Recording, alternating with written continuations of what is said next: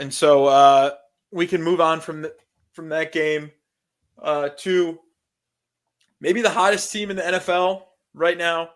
Certainly a Super Bowl favorite. The Detroit Lions coming off a big win. The Turtle was at. I know it's a tough loss for the Texans, but a big win for the Lions. And There are a they've lot of just been a team positive that's things to rolling. say about the They're Lions. rolling on to Jacksonville to take on this Jaguars team. And I think the Lions are really going to take care of business against a Jaguars defense that has struggled throughout the entire season. I mean, the Bears were hot dogging against the Jaguars. Caleb Williams, the Bears offense was. So I can only imagine what Ben Johnson's going to be doing against that Jaguars defense. Yeah, I mean, I think I'm heavily leaning towards the Lions in this game.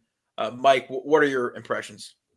My impressions right off the bat are just, I mean, just looking at how it, I think the Jags are this.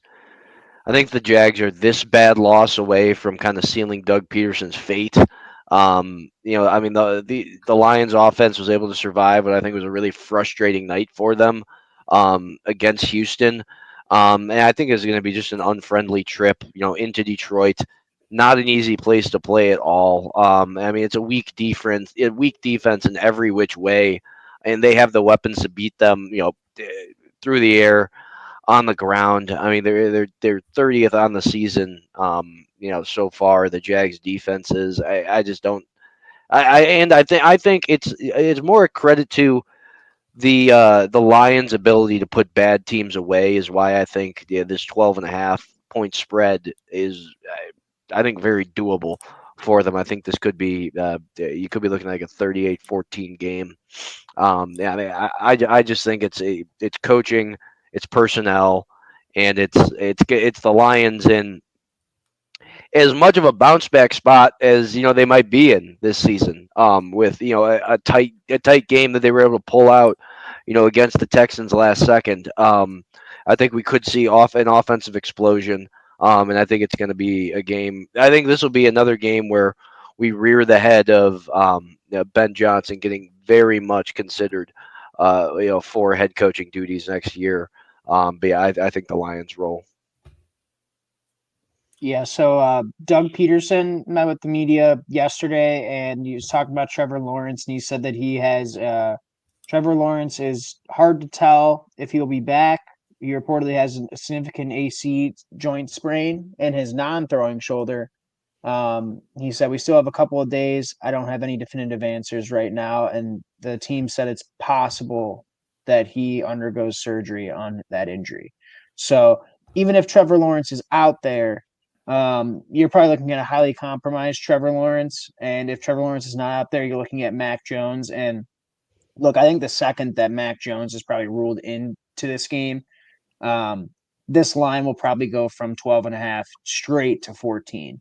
So if you're thinking about betting the Lions, I would do it soon, just based off those words from Doug Peterson. Yeah, after watching the Lions in person, look, the Texans defense did some things in the first half. They got a lot of pressure on Goff and forced him to make mistakes. Um, they were able to slow down the run. And I got to give a lot of credit to Ben Johnson, and we'll get to when we talk about the Texans, the exact opposite of the Texans. They came out and made some really, really good adjustments in the second half, and they were able to get their offense going and moving the ball really well.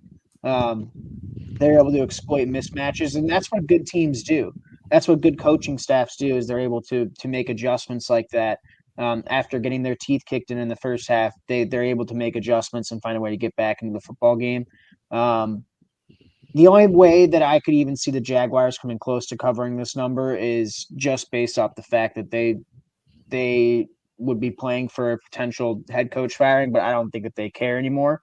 And the Lions should roll this game. I mean, they'll have advantage at quite possibly every single position group on offense and defense. And we don't see double digit spreads a lot in the NFL.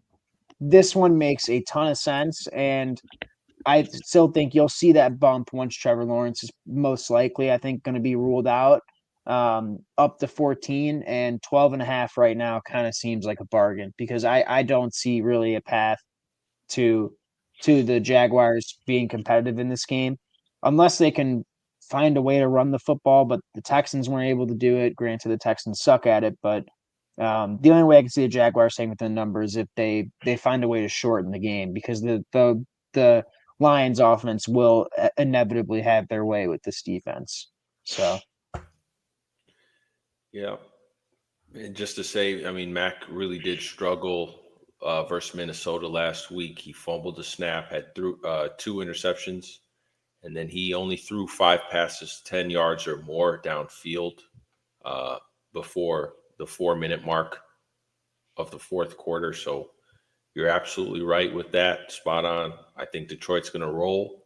One guy I do want to shout out is Travon Walker, though. I know being the number 1 overall pick is tough.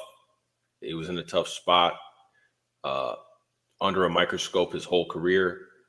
He's put together a couple of good weeks this year. Week 9, he was really, really good.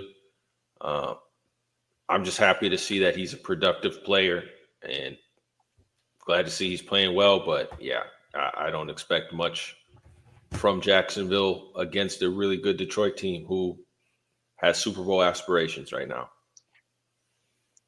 yeah, the only thing I can wonder is shout if out to Brian Branch. Shout out to Brian Branch on the defensive side Roll for Tide. Detroit. Yeah, I mean both he's Detroit safeties and- are really good. yeah, Kirby Yeah. Joseph as well. I mean, they're just across the board. Even Carlton Davis is playing well. I mean, their entire defensive side of the ball has really had just a resurgence and made them. I mean, kind of the teeth of this team that was once had to outscore everybody, and now they're able to kind of stifle them and take a little bit of pressure off of Jared Goff, like we saw. I mean, five interceptions, and they're still able to win the game. I mean, that is a testament to that defense. Yeah, I think Zadarius Smith might be back for this game. I don't think he didn't play against the Texans, No. so Mm-mm. he's not going to be back. No, he should be back, but he didn't play Okay. last week. Yeah, Yeah, he no, didn't play they last gave week, him. but- He didn't have a bye yet this season, and he wasn't going to so have they- a bye because the Lions already had their bye, so they were giving him the week of rest so that he had a bye on the season. So he's going to come out rested, ready to play. Yeah, I don't think the Jaguars have much of a chance. Yeah, in this all game. right, Does anybody else have any Jacksonville. thoughts? No, I don't want to talk about the Lions If anymore. they have the number and- 2 and- and- overall pick, if they have number 1 or number 2, who does Jacksonville draft? Oh boy, This is where we're at. It's a real- Dude, are you hinting that they draft a quarterback or? no, I mean, Just if he's wondering going to who- play corner, I would say Travis Hunter, but Travis Hunter, yeah. I don't think he's going to play corner. So Screw it, have him play both. I mean, keep the No. both ways. Keep him playing both ways. in the that would be NFL. cool, but it's not going to happen. Yeah. I mean, I think there's just I- too much money in him playing wide receiver. I think it's going to be. To me, it would be Travis Hunter, but maybe I don't know. Will Johnson is that? I think they got to address the secondary for sure. yeah. okay. Maybe I not don't with the know, number that's- 1 pick. I think trade back if you got Trade back. if you've got the number 1 pick, try to get some capital down the line. But yeah, I think they got to try to address that secondary for sure. Sure.